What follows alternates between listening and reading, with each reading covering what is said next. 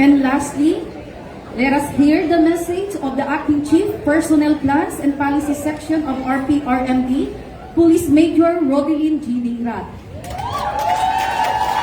Maimbag na bigat kada kayo aming kakabsat.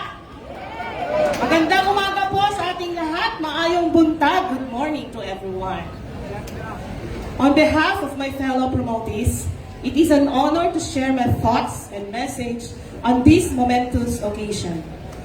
I remember I was supposed to deliver a speech during a Monday flag raising ceremony and another one during Women's Month at NPC while I'm on Public Safety Officers Candidate Course schooling. However, for some reasons, I became the speaker that never was. Now I realize why. Because today, I stand before you addressing the entire NCRPO under the esteemed leadership of our Acting Regional Director, Police Brigadier General Anthony A. Aberin, along with his command crew.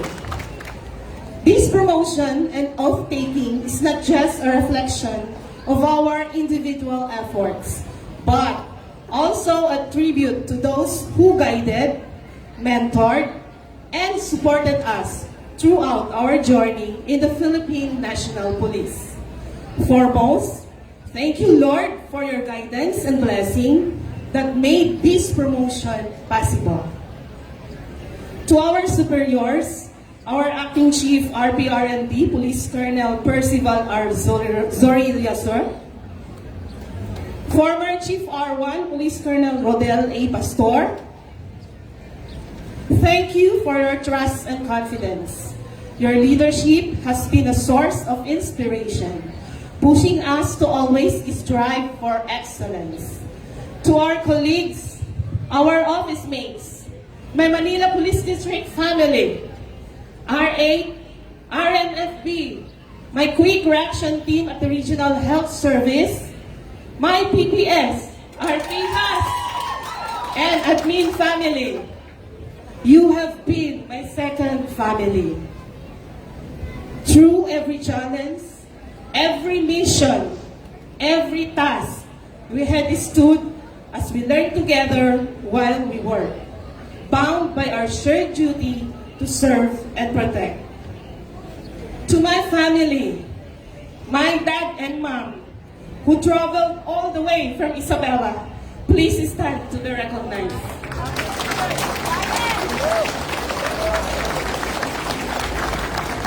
Thank you for having me here with me, Mommy and Daddy. I'm truly touched by your presence. To my kids, my siblings, Engineer, Police Major Rodel Dingrat Jr., CDO po siya ngayon, and Police Executive Master Sergeant Percival G. Dingrat, also a promotee, as well to our partners who are all non-uniform personnel. You have all been my greatest source of strength. Your unwavering support has been my anchor for the missed occasions, important family events, the countless sacrifices. This achievement is as much as yours as mine. To my fellow promotees, remember that this promotion is not merely a change in rank, but a reminder of the greater responsibilities that come with it.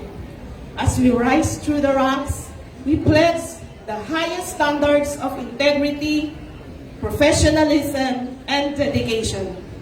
We embrace this new chapter with humility and determination. Our mission remains clear: to serve God, the community, uphold the law, and strengthen the trust of the people we serve.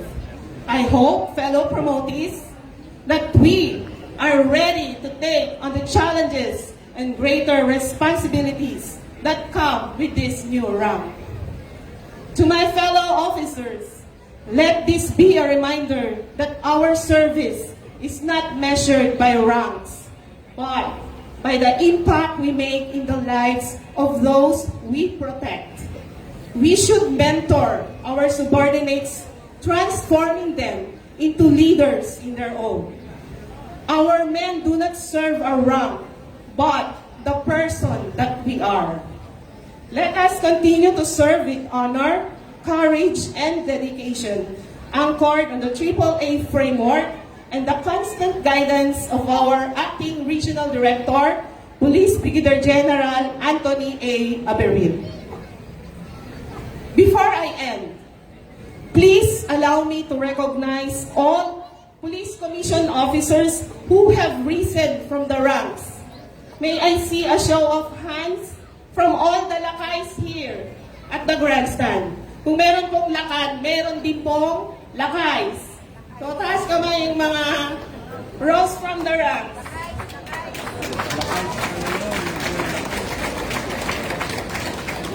We are the proudest PORA, police officers who rose from the ranks, soon to be an association.